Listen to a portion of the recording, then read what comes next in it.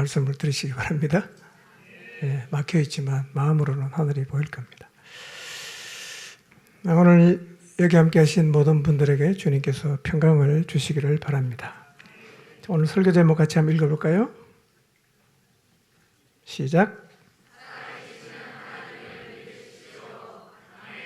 아멘. 오늘 저는 하나님이 세상을 창조하시고 우리도 창조하셨고 지금 살아계셔서 역사를 주관하고 계시며 또 그 하나님을 떠나서 하나님 부정하고 하나님을 무시하며 사는 그것이 얼마나 위험한 일인가를 좀 살피고 하나님께로 어떻게 다시 돌아갈 수 있는지에 대해서 말씀을 좀 드리려고 합니다. 하나님이 계신가 하는 것은 늘 궁금한 문제이고 신자와 불신자가 만나면 논쟁하는 주제이기도 합니다. 하나님 계신다고 하면 보여달라 그러죠. 그래서 계속 이 논쟁이 시작되는데요. 그런데 성경은 하나님의 존재에는 설명을 하질 않아요. 그냥 선언을 합니다. 창세기 1장 1절 한번 볼까요? 시작. 태초에 하나님이 천지를 창조하시니라. 네. 태초에 하나님이 천지를 창조하셨다라고 선언을 하는데 지구와 인간이 진화된 존재인가 아니면 창조된 존재인가 이거 역시 늘 논쟁의 주제지요.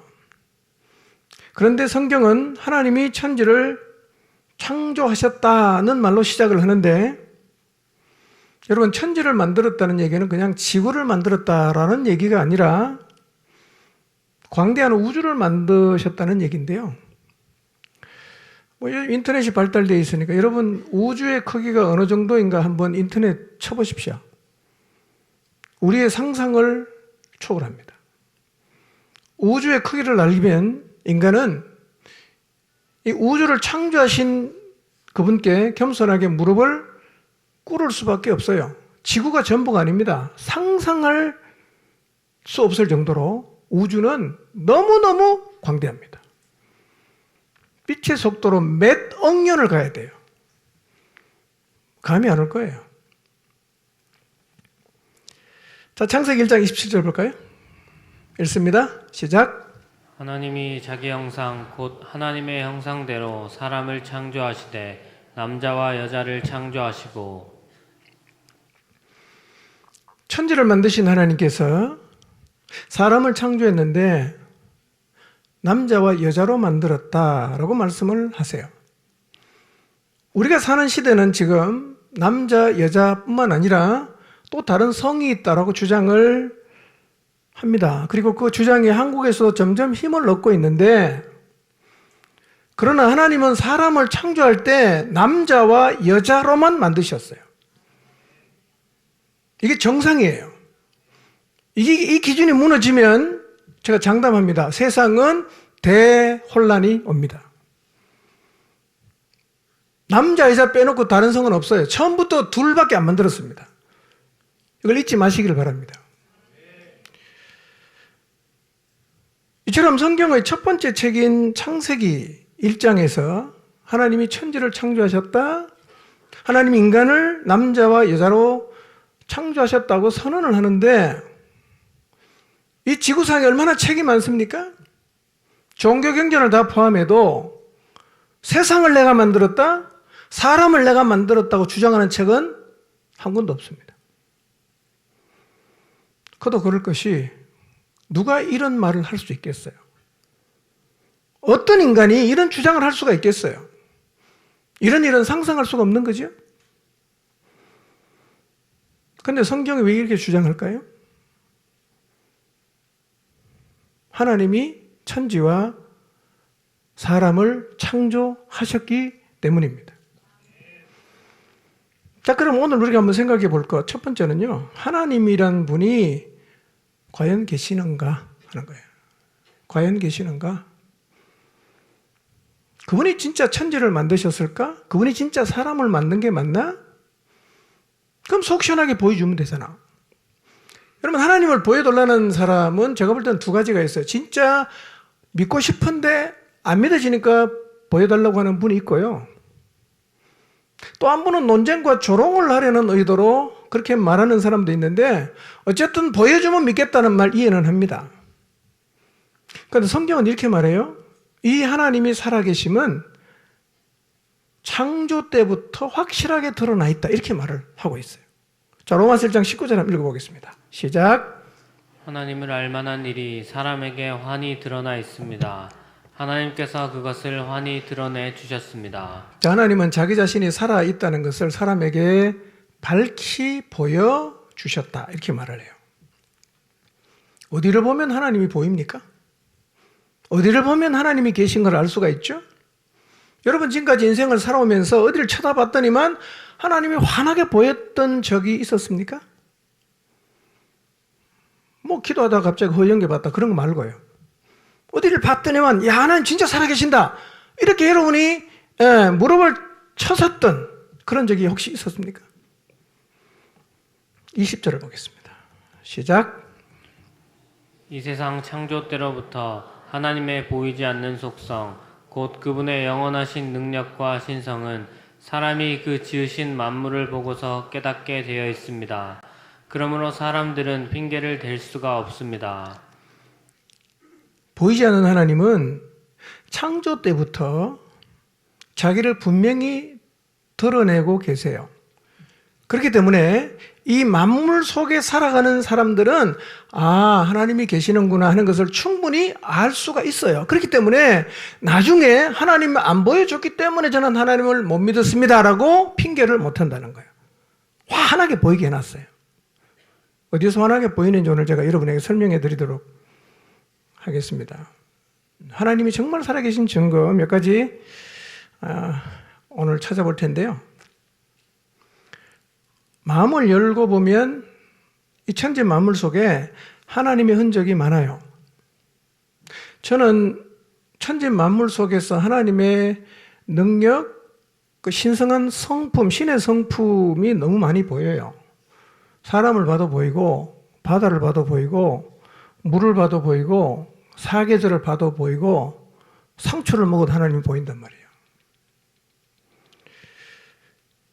무슨 얘기냐면 우리는 태양계에 속한 지구에 살고 있습니다. 이 지구 안에 사람과 생명체가 생존을 하려고 하면 반드시 충족되어야 되는 조건이 있습니다. 이 조건 중에 하나라도 충족이 안 되면 지구에 사람이나 생명체가 살 수가 없어요.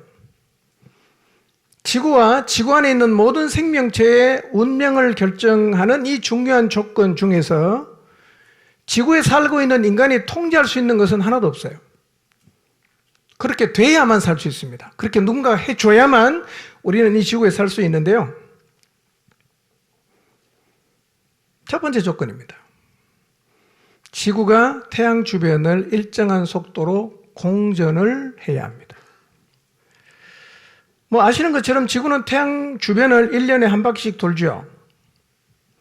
근데 만약에 지구가 태양 주변을 돌긴 도는데 제멋대로 돌면 어떻게 될까요? 빨리 갔다 늦게 갔다가 멈췄다 이러면 어떻게 될까요? 계절이 일정하지 않아집니다. 여름이 뭐 10개월, 겨울은 한 주, 뭐 봄은 3일 이렇게 될 수도 있어요. 제멋대로 돌면. 그럼 어떤 일이 벌어질까요? 식물이 안 자라겠죠. 그럼 인간이, 모든 생명체가 먹을 게 없어집니다. 그러면 죽어요. 사계절이 반복되려고 하면 지구가 태양 주변을 일정하게 돌아줘야 됩니다. 일정하게. 여러분, 참고로 지구가 태양 주변을 돌 때 도는 속도가요, 어느 정도일 것 같습니까? 시속 107,534km. 시속. 초속으로 계산하면 1초에 29.9km의 속도로 돌아요. 어지럽습니까? 안 어지럽죠?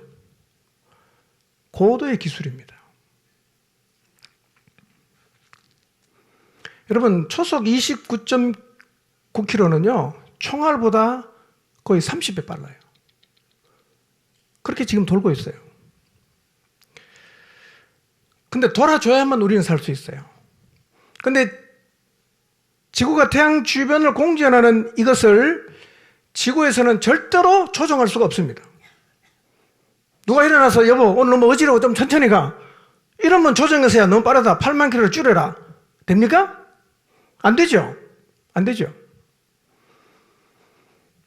여러분 지금도 태양 주변을 지구가 일정한 속도로 공전하기 때문에 뭐가 일어나냐? 계절이 바뀌어요. 우리가 여기서 살 수가 있다는 거예요. 그런데 한번 생각해 보세요. 이게 어떻게 돕니까? 누가 돌립니까? 분명한 거는 지구에서는 조정이 안 돼요. 외계인이 돌립니까? 두 번째 조건이 있어요. 지구는 스스로 하루에 한 바퀴씩 자전을 해야 됩니다. 스스로 돌아야 돼요. 근데 이건 지금도 돌고 있습니다. 뭐 새로 안 사실이 아니라 그렇게 되고 있는데요. 자전 속도가 제 마음대로 되면 어떻게 될까요? 낮과 밤의 길이가 제 마음대로 되는 거예요. 서버리면 밤이 한 달, 또 빨리 돌면 뭐 낮과 밤이 그냥 뭐 몇 시간 내내 바뀔 수도 있어요. 그러니까 이 자전 속도가 제멋대로 되면 역시 지구에는 사람이 못 살아요. 근데 이 지구가 자전하는 속도를 지구에서 조정할 수 있습니까? 못합니다. 우리는 그냥 공전해 줘야 되고 자전해 줘야만 그냥 사는 거예요. 누가 돌렸는지 몰라요. 어디 부탁할 데도 없어요. 안 돌면 끝나는 거예요, 그냥. 지 맘대로 헝클어지면 끝나는 겁니다. 여러분, 우리가 아는 역사만큼 지구에 사람이 살았다는 것은 그 역사만큼 지구는 쉬지 않고 공전과 자전을 했다는 얘기예요. 지구에서 할 수 없는 이 일을 누가 한 걸까요? 누가 이걸 했을까요?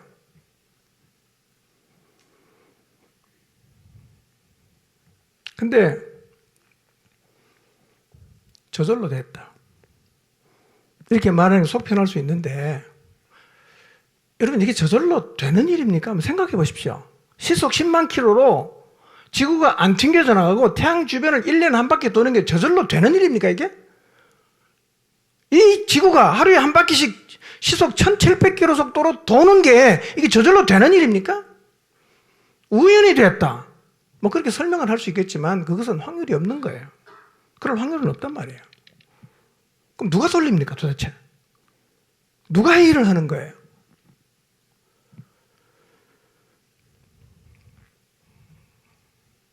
창세기 8장 22절 한번 볼까요? 읽읍시다. 시작. 땅이 있을 동안에는 심음과 거둠과 추위와 더위와 여름과 겨울과 낮과 밤이 쉬지 아니하리라. 자, 잘 보세요. 땅이 있을 동안에는 심음과 거둠과 추위와 더위와 여름과 겨울이 쉬지 않는데 요거는 뭐가 일어나야 가능한 겁니까? 지구가 공전을 해야 가능한 거예요. 공전을 하면 심는 날, 거두는 날, 추울 때, 더울 때, 여름과 겨울이 반복이 된단 말이에요. 땅이 있을 동안에는 계속된다는 거죠. 그 다음에 낮과 밤이 쉬지 않는다. 낮과 밤이 쉬지 않고 반복되려면 뭐가 필요합니까? 지구가 자전을 해야 되는 거예요. 그 땅이 있을 동안에는 이 일이 결코 멈추지 않는다고 말씀하시는데 이 말이 언제 나왔냐면 하나님 인간이 하도 죄를 많이 지으니까 노아 때 홍수로 세상을 심판했단 말이에요. 심판이 끝난 다음에 하나님이 주신 약속이 이거예요. 내가 땅이 있을 동안에는 다시 세상을 심판하지 않겠다 그 얘기죠. 지구가 자전하고 공전하는 일 내가 절대로 멈추지 않겠다. 이게 하나님의 약속이었단 말이에요. 그래서 지금도 우리는 어떤 모습으로 살든 사계절이 계속 오고 자고 나면 아침이 오고 또 하루 열심히 일하고 나면 밤이 오고 그 일이 반복이 되는 거예요. 뿐만 아니라 이 지구가 존재하려고 하면 지구의 대기권 안에는 공기가 있어야 되는데요. 우주는 너무 광대해요. 지구는 전보다 작습니다. 커 보이십니까? 아주 작아요. 근데 희한하게요. 지구의 대기권 안에만 공기가 있어요. 인간들이 두 별에 가봤죠. 달에 가봤고 화성에 가봤잖아. 공기 있습니까? 없어요. 그 많은 별들 가운데 왜 지구에만 공기가 있죠? 여러분, 지구에 공기가 있다는 것은 중력이 있기 때문이고, 공기가 사라지면 숨을 못 쉬는 게 아니라 제가 인터넷 뒤져보니까요, 심각한 일이 벌어집니다. 5분만 공기 없으면 인류는 끝입니다. 바로 망합니다. 5분.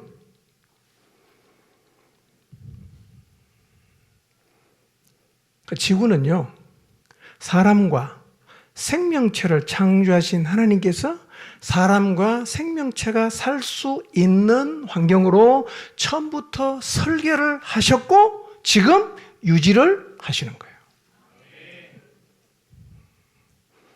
우주가 지적 설계라는 과학자의 말에 저는 전적으로 동의합니다. 이거는요, 우연히 될 수 있는 일이 절대로 아닙니다. 안 돼요. 우리 몸을 봐도 하나님이 보입니다. 학교 과학 시간에 인간이 진화됐다 그러지 않습니까? 근데 이 우리의 인체는 진화 이론으로는 도저히 설명이 안 될 정도로 너무나 정교하고 놀랍습니다. 저절로는 절대로 안 되는 거예요. 자, 시편 139편 13절 14절 한번 보겠습니다. 시작. 진실로 주께서는 내 몸의 깊은 곳에 모든 장기를 다 만드셨고 내가 어머니의 뱃속에 있을 때부터 이 몸을 온전히 빚어주셨습니다. 이 몸이 이토록 신기하고 오묘하게 빚어졌으므로 주께서 하신 일이 하도 경이롭고 놀라워 내가 소리 높여 주님을 찬양합니다. 주님의 솜씨가 얼마나 멋지고 훌륭하신지 내 영혼이 그 사실을 너무나 잘 압니다. 네, 시편 기자는 자기 몸을 보면서 소리 높여 주님을 찬양합니다. 이렇게 얘기를 하고 있어요. 우리 몸은요, 진짜 놀랍습니다. 모든 과정들을 질문해 보면, 와, 이거 진짜 대단하다. 예. 한번 생각해 보세요. 우리가 음식을 먹으면 식도를 통해서 위로 갑니다. 그 다음에 작은 창자로 가서, 그 다음에 큰 창자를 지나서 배설이 되죠. 음식을 먹으면 이 과정에서 소화를 돕기 위해서 간과 설계와 침샘들이 나와서 소화를 도와요. 그리고 음식물이 쭉 내려가서 소장에서 가면 대부분의 영양소가 추출이 되어서 혈액이나 다른 방법을 통해서 인체 곳곳에 전달이 되는데 이 과정을 연구를 해보면요, 너무 복잡하고 정교하고 신비롭고, 와, 이게 어떻게 가능한가? 그러니까 우리가 그냥 밥을 먹든 뭐 과일을 먹든 뭐 야채를 먹든 먹으면요, 이게 우리 몸 안에 들어가면서 우리의 몸에 필요한 영양소가 다 찾아간다는 거예요. 너무 신기하지 않습니까? 여러분, 통에다가 음식물 그냥 다 때려 붓고 그 섞으면 그 영양이 분해돼서 갑니까? 안 가지요. 몸 안에는 다 간단 말이에요. 그래서 시편 기자가 하나님을 찬양하는 거예요. 너무나 우리 몸을 생각해 보면 신기하고 오묘하게 빚었다는 거예요. 그래서 과학자들은 인체는 연구하면 연구할수록 너무나 신비롭다 그래요. 진짜 신묘막측해요. 우리 몸 안에 있는 심장, 간, 신장, 췌장, 위장, 소장, 이게 다 연관성이 있거든요. 뇌하고도 다 연관이 있잖아요. 이게 도대체 어떻게 연관성이 있는가 이거예요. 여기서 지시하면 몸이 움직이고, 이게요, 엄청난 설계가 되어 있는 거예요. 예. 여러분, 길 가다가 어디 돌부리 탁 걸려 자빠지면 안 자빠지려고 그러죠. 그 사이에 이 몸 안에서 뇌로 갔다가 왔다 갔다 하기 얼마나 많은, 작용이 일어나는지 모르시죠? 엄청납니다. 그 뇌가 고장나면 어떻습니까? 안 되는 거예요, 그게. 안 돼요. 심장을 초음파로 보면 1분에 7, 80회 정도입니다. 1환산은 하루에 10만 번이에요. 1년에 3,650만 번. 10년이면 3억 6,500만. 100년이면 30억, 36억 5천만. 뛰어요, 이게. 못하겠습니까? 그 초음파로 심장이 뛰는 건 너무너무 신기합니다. 심장 이식 수술하면 심장을 밖에 내놓거든요. 이게 뛰어요, 이게. 심장 수술할 때. 여러분, 지금 여러분 안에 심장이 뛰니까 여기 오신 거예요. 심장이 안 뛰면 중환자실 가야 되고, 거기서도 안 뛰면 그 다음 코스로 가야 됩니다. 예. 뛰니까 오신 거예요. 저는 심장을 볼 때마다 너무 신기한 게 어떻게 뛰냐는 거예요, 이게. 그냥 아무것도 없이 그냥 뛰어요. 그냥. 예. 심장은 태어나서 죽을 때까지 물론 병든 사람이 있긴 하지만 정기수리 안 해도 계속 뛰잖아요. 70년, 80년 계속 뛰죠? 생각해 보세요. 미생물에서 자연히 진화가 됐는데 피를 펌프질해서 온몸으로 보내는 심장이 저절로 우연히 만들어지겠습니까? 가능한 얘기입니까? 우겨도 우연히 그렇게 됐다고 우겨도 그 우연은 확률이 없어요. 없습니다. 음식을 먹으면 기도로 안 넘어가도록 여기 닫고 여는 게 있거든요.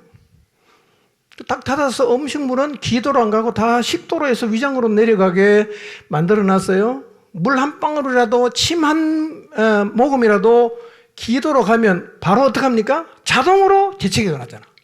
못 들은다게 나가라 이거예요. 다 내보내는 거예요. 그리고 숨 쉬면 또 어디로 갑니까? 식도로 가는 게 아니라 폐로 다 들어가요. 저절로 이 기능이 돼요. 이 고장난 사람 가끔씩 있더라고요. 근데 밥을 못 먹어요. 먹으면 폐로는 뭐 바로 죽으니까.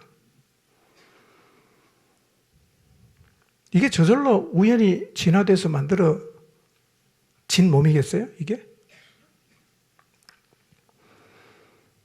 우리 몸의 신경과 근육도 너무 놀랍고요. 우리 몸 전체를 관장하는 머릿속에 있는 뇌는 아직도 모르는 게 훨씬 더 많습니다. 그러나 분명한 거는요, 뇌의 어느 부분이 고장나면 거기가 관장하는 우리 몸이 기능을 못합니다. 말을 못하든지 팔을 못 쓰든지 다리를 못 쓰든지 거기 딱 고장나면 못 쓴단 말이에요. 다 연결되어 있어요. 여러분, 이렇게 정교한 인체가 미생물이 진화하면서 저절로 신경이 생기고 근육이 만들어지고 몸 안에 장기들이 상호작용할 수 있도록 진화되는 게 가능할까요, 이게? 여러분 상식으로 생각해 보십시오. 인간은 성경이 기록한 대로 하나님이 설계해서 만들었어요. 과학자들이 창조론을 뒷받침할 수 있는 연구 결과를 냈는데 그게 뭐냐면 인간의 몸에 설계도가 있다는 거예요. 설계도가 있다는 거예요. 인간 세포 하나를 페이지로 정리하면 100만 페이지랍니다. 근데 그 세포가 우리 몸 안에 몇 개인지 아십니까? 60조 개에서 100조 개가 있어요. 그 설계도 양이 어느 정도입니까? 상상을 초월합니다. 그러니까 우리 몸이 이렇게 움직일 수 있는 거예요. 엄청난 설계입니다. 어떤 분은 이렇게 말해요. 인간 몸은 소우주와 같다 그래요. 여러분 작아 보이지만요, 이게 60조 개에서 100조 개의 세포로 만들어져 있단 말이에요. 이렇게 방대하게 설계했기 때문에 우리가 생각하기도 너무나 신기하게 우리 몸이 움직일 수가 있어요. 뿐만 아니라 세포 안에는 DNA라는 정보가 들어있는데요. 여기는 독특한 얼굴 모양, 눈동자, 코높이, 목소리 다 설계되어 있는데요. 그래서 자식이 부모를 닮는 거예요. 그 안에 정보가 다 있기 때문에. 놀랍지 않습니까? 세포는 보이지도 않아요. 그 안에 이게 다 들어있다는 거예요. 인간의 몸은 우연히 진화된 게 아닙니다. 누군가가 만들었어요. 우리 몸에 설계도가 있다는 얘기는 뭐가 있다는 얘기일까요? 설계하신 분이 있다는 거잖아. 설계하시는 분이 있으니까 설계도가 있지. 설계자가 없는데 설계도가 있겠어요? 누가 설계했겠어요? 여러분이 하나님을 부정한다고 해도 인간의 몸을 설계하신 분은 전지전능한 분이에요. 만들 수가 없어요, 이렇게요. 아이가 태어나는 임신의 과정도 한번 생각해 보세요. 이게 얼마나 대단합니까? 만들 때 이렇게 다 만들었어요, 처음부터요. 예. 여러분, 이렇게 천지와 사람과 짐승들을 설계해서 만드신 하나님, 지금도 살아계셔서 지구를 공전하게 하시고 자전하게 하시고 공기가 있게 하시고 중력의 법칙이 작동하게 하시고 그렇게 인간 역사를 주관하고 계신단 말이에요. 그러니까 이 지구에 살고 있는 인간은 하나님의 은혜가 떠나면 살 수가 없어요. 날마다 은혜를 잊고 있어요. 그런데 이런 인간들이 뭐라고 말하는지 아십니까? 하나님 없다 이렇게 말하는 거예요. 여러분, 그렇기 때문에 피조된 인간, 지금도 하나님의 은혜를 입고 사는 인간이 지을 수 있는 가장 큰 죄가 뭐냐면 하나님이 없다고 말하는 거예요. 가장 고약한 죄입니다. 그 죄는 반드시 형벌이 있어요. 로마서 1장 28절입니다. 읽어볼까요? 시작.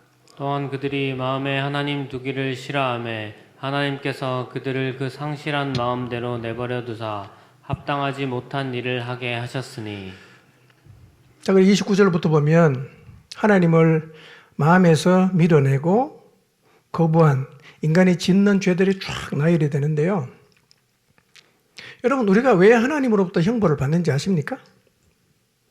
여러분이 거짓말을 많이 하고 부모님 많이 속이고 사기쳤기 때문에 형벌을 받는 건 아니에요. 우리가 이 땅에 70년, 80년 인생을 살다가 죽어서 하나님의 형벌을 받는 가장 큰 이유는 하나님이 없다고 하는 것 때문에 그렇습니다. 마음속에 하나님을 한 번도 두지 않고 하나님 없다고 무시하고 조롱하고 내 주먹 믿어라 이렇게 말하는 게 인간이 지을 수 있는 최고 죄라는 사실을 잊지 마시기를 바랍니다. 여러분 생각해 보십시오. 지금도 그분이 지구의 공정과 자전을 멈추면 우리 다 죽어요. 지금도 우리를 지구에 살게 하신 분이 하나님이란 말이에요. 그 은혜를 오늘도 입고 사는데 돌아서서 하나님 없다 이렇게 말하는 게 보통 죄겠습니까? 이건 인간이 지을 수 있는 가장 악한 죄입니다, 여러분. 뭐가 죄냐? 마음에 하나님 없는 거예요. 그게 죄입니다, 여러분. 그 죄는 형벌받습니다.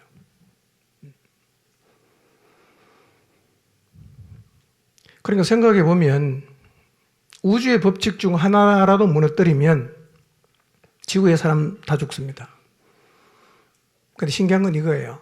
이렇게 은혜를 잊고 살면서도 하나님이 없다고 부정하는데 그럼에도 하나님은 지금도 은혜를 주고 계세요. 놀랍죠? 네. 지금도 하나님은 은혜를 주십니다. 사도행전 17장 25절 한번 보겠습니다. 시작. 또 무엇이 부족한 것처럼 사람의 손으로 섬김을 받으시는 것이 아니니 이는 만민에게 생명과 호흡과 만물을 친히 주시는 이심이라. 자, 하나님은 만민에게 생명을 주십니다. 호흡을 주십니다. 만물을 친히 주신다. 이 말은 다르게 말하면 모든 것을 친히 주시는 분이라는 말이에요. 하나님은 지금 우리에게 생명을 주시고 호흡을 주고 계세요. 비도 주시죠. 태양빛도 주시죠. 공기도 주시죠. 사계절도 주시죠. 밤과 낮을 주시죠. 그래서 수많은 곡식과 열매를 먹을 수 있게 하십니다. 하나님의 은혜는 멈추지 않고 계속 우리에게 주어지는데요. 하나님을 부정하며 살고 있는 우리에게 여전히 주시는 하나님의 은혜 중에 하나가 뭐냐? 땅입니다. 땅의 효력이에요. 여러분, 땅의 신비로움에 대해서 생각해 보신 적 있습니까? 땅이 진짜 놀라워요. 하여튼 희한하게 심으면 다 나지 않습니까? 배추 심으면 배추 나고, 감 심으면 감 나고, 파 심으면 파가 나고 다 나요. 우리 그걸 먹고 살아요. 그런데 한번 생각해 보세요. 왜 땅에 심으면 납니까? 왜 땅에 심었는데 열매가 맺힐까요? 우리는 뭐 그걸 너무 당연하게 생각하기 때문에 그건 별 생각 없이 심고 거두고 먹고 살지만 여러분 이것이 하나님의 은혜라는 사실을 잊으시면 안 돼요. 만약에 땅에 뭘 심었는데 안 나면 우리는 다 죽습니다. 땅의 효력을 하나님이 없애버리면 지구에 사람이 어떻게 삽니까? 생명체들 어떻게 삽니까?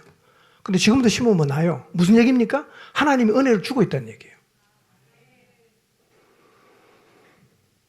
근데 연구를 해보니까 땅에는 모든 식물이 자랄 수 있는 영양소가 있답니다. 땅에 이런 성분이 있어요. 보여주실래요? 다 아시는 얘기입니까? 하여튼 저런 게 있답니다. 저런 게 있기 때문에 심으면 안 돼요. 그럼 질문해 봅시다. 땅에 어떻게 이런 성분들이 포함되어 있을까요? 어떻게? 우연히요? 우연히 식물을 심으면 다 날 수 있는 땅이 만들어졌을까요? 아니면 누가 처음부터 설계를 한 걸까요? 처음부터 생명체가 이 지구에 살 수 있도록 심으면 날 수 있도록 설계를 했기 때문에 그런 걸까요? 아니면 진짜 우연히 세월이 많이 흘러가면서 그렇게 된 걸까요? 만약에 설계한 게 맞다면 설계하신 하나님을 우리는 절대로 거부하면 안 돼요. 무시하면 안 됩니다.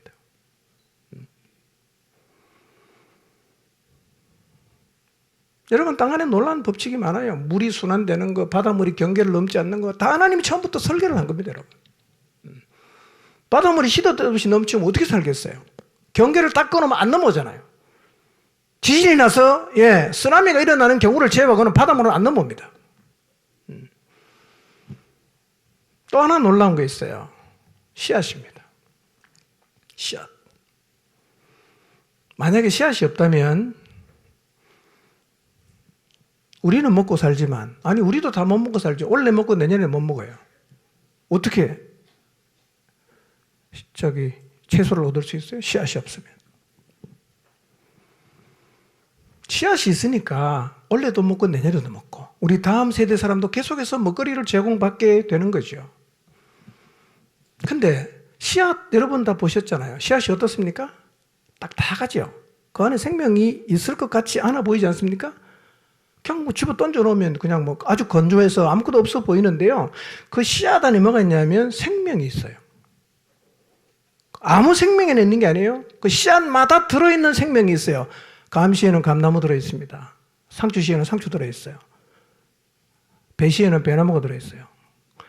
이 기술이 보통이지 않습니까? 그 딱딱하게 말라있는 버석 마른 그 씨앗 안에 어떻게 생명을 집어넣고 그 안에 나무를 넣고 채소를 넣고 과일을 넣을 수 있어요. 이 보통 기술입니까? 이 어떻게 씨앗이 생겼을까요?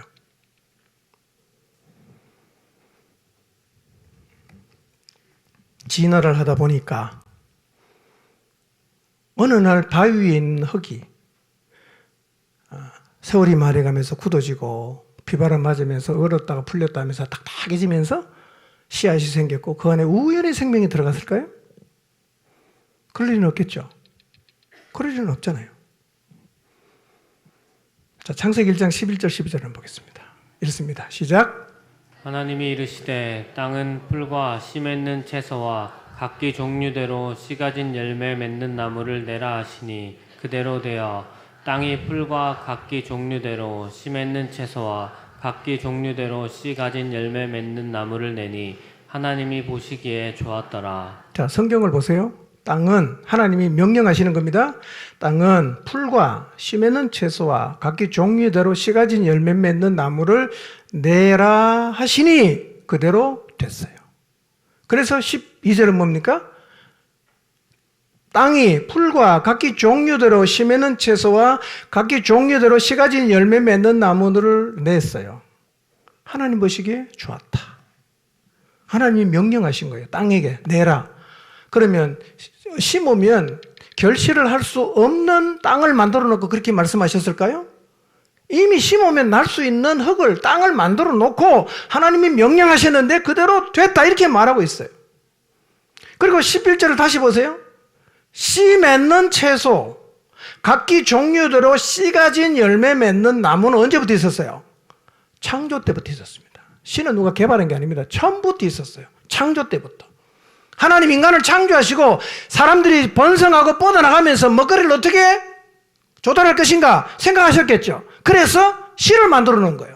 그리고 심으면 날 수 있는 땅도 다 계획하고 설계해서 만드셨다는 거예요.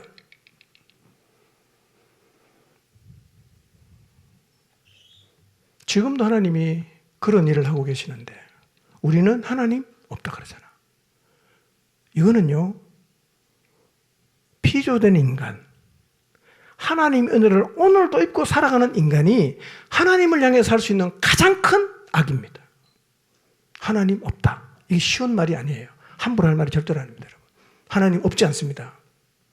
우리는 오늘도 하나님의 은혜를 입고 살고 있어요. 자, 역으로 생각해 봅시다. 역으로 생각하면 이거예요. 하나님이 없다고 하는 타락한 인간을 징벌하시기 위해서 하나님이 쓰실 카드가 너무 많아요. 공전 안 하게 하면 돼요. 자전 안 하게 하면 됩니다. 중력의 법칙 없애면 돼요. 공기 가져가려면 됩니다. 여러분 튜브에 공기 쑥 빼면 못 쓰잖아요. 하나님이 대입권하는 공기수 다 가져가 버리면 우리는 못 살지 않습니까? 심었는데 씨앗이 안 난다. 씨앗에 문제가 생겼다. 그러니까 하나님은요, 조금만 건드려도 인간은 지구에서 못 산다는 말이에요.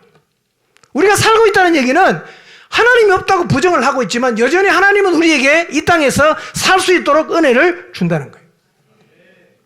피조된 인간은 숨을 쉬면서 변화되는 계절을 맞이하면서 해가 뜨고 지는 아침과 저녁을 맞으면서 각종 먹거리를 먹으면서 지구에서 사람을 살게 하신 하나님을 기억해야 돼요. 그런데 인간이 어떻게 말합니까? 하나님 없다 이렇게 말하잖아요. 질문이 생깁니다. 그러면 하나님 진짜 살아계시면 이런 인간 내버려 두냐는 거예요. 왜 이런 인간 심판 안 하시냐는 거예요. 이해가 되십니까? 아니 정권을 쥐고 있는 하나님 없다고 뻔뻔하게 말을 하고 하나님을 조롱하는 인간을 왜 하나님 가만 내버려 둡니까? 기다리는 거예요. 돌아오기를 기다리는 거예요. 언제까지 기다릴까요? 언제까지 기다릴까요? 히브리서 9장 27절입니다. 읽겠습니다. 시작. 한번 죽는 것은 사람에게 정해진 것이요 그 후에는 심판이 있으리니. 언제까지 기다립니까? 죽기 전까지. 죽기 전까지 기다립니다. 문제는 이거예요. 우리의 호흡을 하나님이 언제 거두어갈지 모른다는 거예요. 언제 거두어갈지 몰라요. 여러분 우리가 보지 않습니까? 가는데 순서가 있던가요? 가는데 순서가 없잖아요. 6형제가 있는데요. 막내가 제일 먼저 갔어요. 막내가 제일 먼저 갔어요. 시편 104편 9절입니다. 읽읍시다. 시작. 주께서 낯을 숨기신즉 그들이 떨고 주께서 그들의 호흡을 거두신즉 그들은 죽어 먼지로 돌아가나이다. 네. 어느 날 주께서 우리의 심장을 멈추게 하면 호흡을 끊으면 우리는 죽어서 먼지로 돌아갑니다. 무슨 얘기냐? 흙으로 만들었기 때문에 흙으로 돌아간다는 얘기죠. 이게 인생입니다. 언제 호흡을 거두어갈지는 아무도 모르죠. 그래서 우리의 호흡이 다하기 전에 우리가 가장 먼저 해야 될 것은 하나님께로 돌아가야 됩니다. 하나님께로 돌아가야 돼요.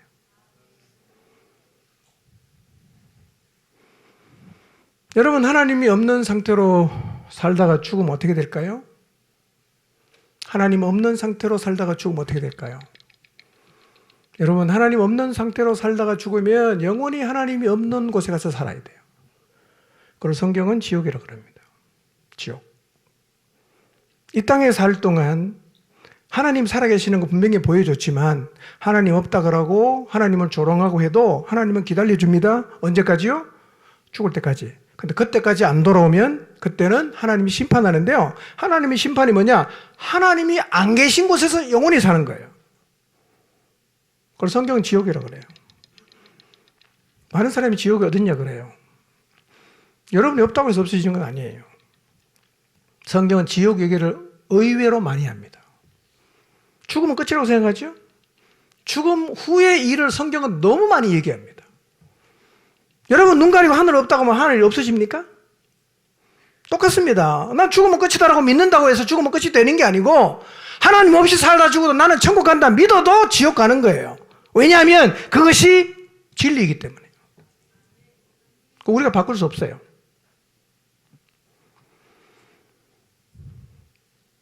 여러분 죽음이 끝이 아닙니다. 죽을 때까지 기다려주지만 죽을 때까지 하나님 없는 상태로 살면 여러분은 영영 하나님 없는 데서 삽니다. 그게 지옥이에요. 지옥에는 제발 가지 마십시오. 지옥 갔다 온 사람의 얘기가 성경에 비유적으로 나오는데요. 거기는 진짜 사람 살 곳이 못 되는 곳입니다.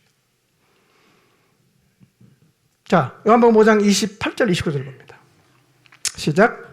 이를 놀랍게 여기지 말라. 무덤 속에 있는 자가 다 그의 음성을 들을 때가 오나니 선한 일을 행하는 자는 생명의 부활로 악한 일을 행한 자는 심판의 부활로 나오리라. 자, 28절을 잘 보세요. 어디 있는 자가 그의 음성을 들을 때가 오죠? 무덤 속에. 여러분 죽으면 끝이라고 생각하잖아요. 그렇죠? 죽으면 끝이다.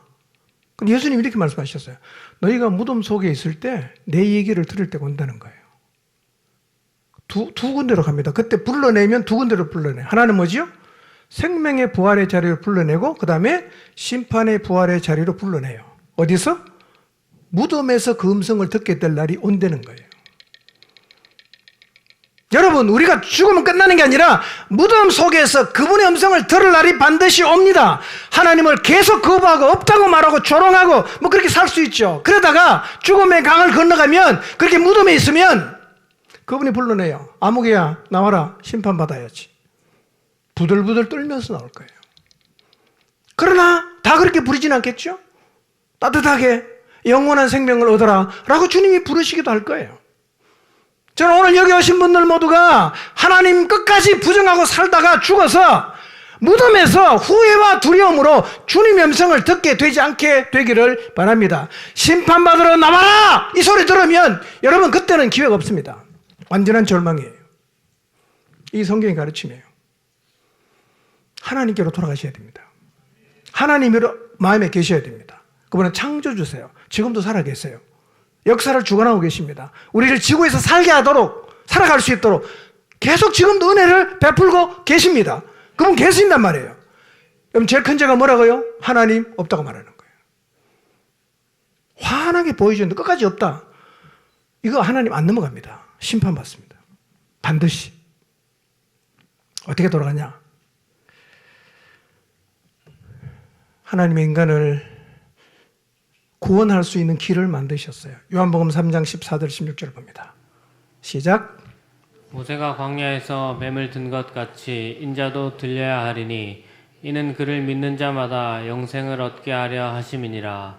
하나님이 세상을 이처럼 사랑하사 독생자를 주셨으니 이는 그를 믿는 자마다 멸망하지 않고 영생을 얻게 하려 하심이라. 하나님 인간을 구원하기 위해서 하신 일인데요. 그게 뭐냐면 자기 아들을 세상에 보내서 하나님 없다고 부정하고 마음속에 두지 않았던, 그래서 형벌받을 우리의 죄를 대신해서 십자가에서 죽었다는 거예요. 죄의 문제를 해결했다는 얘기죠. 다시 말씀드리면 여러분이 알고 있는 2000년 전에 유대 땅에 오셨던 예수님이 하나님을 떠나 하나님을 거부했던 우리의 죄를 대신 지고 돌아가셨다는 거예요. 오늘 처음 오신 분은 무슨 동화 얘기하나? 말도 안 된다. 그렇게 생각할 수 있을 것 같습니다. 여러분만 그런 건 아니고요. 2000년 전에 예수님께서 유대 땅에 오셨을 때 유대인도 똑같았어요. 저 친구 귀신 들렸다. 저 친구 미쳤다. 저 친구 신성 모독자다. 이렇게 말했어요. 안 믿었어요. 자, 예수님은 세상을 구원하기 위해서 오신 구원자이기 때문에 제일 중요한 것은 사람들이 그걸 알아야 되잖아. 그걸 믿어야 되잖아. 그 주님은 오셨어요. 사람들이 안 믿으니까 자기가 하나님의 아들이라는 거, 자기가 구원자라는 사실을 사람들이 계속 보여줬어요. 그게 뭐냐면 표적이라는 거예요. 표적은 이런 거예요. 사람이 할 수 없는 일을 행하심으로 내가 구원자라는 것을 그들에게 설명해 주는 겁니다. 병 고친 게 핵심이 아니라 내가 하나님의 아들이다, 내가 너희의 구원자라는 것을 보여주기 위해서 행하신 게 표적이에요. 어떤 표적을 행하십니까? 물이 포도주가 돼요. 죽은 사람을 살려요. 바람과 바다를 명하니까 잔잔해지죠. 사람이 할 수 있는 일입니까? 보리떡 5개, 물고기 2마리로 5,000명이 먹고 12광줄이 남았어요. 중풍병자 고칩니다. 문둥병자 고칩니다. 사람이 할 수 없는 일이에요. 왜 보여줍니까? 내가 구원자라는 걸 믿으라 이거예요. 내가 하나님의 아들인 걸 믿으라는 거예요. 믿은 사람도 있었지만 대부분의 유대인들은 안 믿었어요. 주님께서 마지막 표적을 하나 보여주십니다. 이렇게 말씀하십니다. 내가 십자가에 죽는다. 근데 죽은 지 3일 만에 부활할 거다. 만약에 내가 부활하면 내가 하나님의 아들이요 너희의 구원자라는 사실을 믿어라. 그리고 죽었어요. 십자가에서. 모든 사람의 초미의 관심 뭐겠어요? 저 사람 진짜 자기 말대로 부활하나 끝나나 이걸 지켜보는 거죠. 근데 그분이 부활했어요. 살아났어요. 그리고 40일 동안 많은 사람에게 찾아가서 자기가 살아났는 것을 보여주셨다는 거예요. 여러분, 죽었다가 살아났다는 의미가 뭘까요? 그냥 좀 생명이 연장되다 그런 의미가 아니고요. 그분은 하나님의 아들이 우리의 구원자이신데 그분은 죽음을 이기는 분이라는 거예요. 여러분, 사람이 죽음을 이길 수 있습니까? 우리는 죽음을 못 이깁니다. 너무 잘 알아요. 그래서 사람이 죽으면 수술 안 하잖아. 검사 안 하잖아요. 그 영안실로 가죠. 왜? 죽음을 못 이기니까요. 근데 그분은 죽음을 이기셨단 말이에요. 그래서 그분을 믿는 우리도 죽음을 이기는 거예요. 마지막 날 그분은 무덤에 있는 사람 다 살려내요. 영생, 영벌 구분해서 보낸다는 거예요. 그러니까 무덤에 있는 사람들이 하나님의 음성을 들을 때가 오는데 바로 그때가 주님이 죽은 자를 살리실 때예요. 여러분 절대로 죽음으로 끝나지 않습니다. 예수 그리스도께서 우리의 죄를 대신해서 십자가에서 죽으셨습니다. 이 사실을 사람들이 알아야 되잖아. 믿어야 되잖아. 그래야 그분이 오셔서 죽은 이유가 생기지 않겠어요? 목적이 달성되지 않겠어요? 그러니 주님은 자기 자신이 하나님의 아들임을 계속 설명하는 거예요. 계속 보여주는 거예요. 이유는 뭐냐? 죽은 사람 살아나는 거 박수 치라는 얘기가 아니라 내가 하나님의 아들이다 믿어라. 그걸 계속해서 보여주는 거예요. 표적이 바로 그게 목적입니다. 병 고친 거 좋아하지 마시고 저분이 누구신가 이걸 알아야 돼요. 그게 표적의 목적이란 말이에요. 여러분 2000년 전에 이 땅에 오셔서 십자가에 죽으신 예수 그리스도는 내 죄 때문에 죽었어요.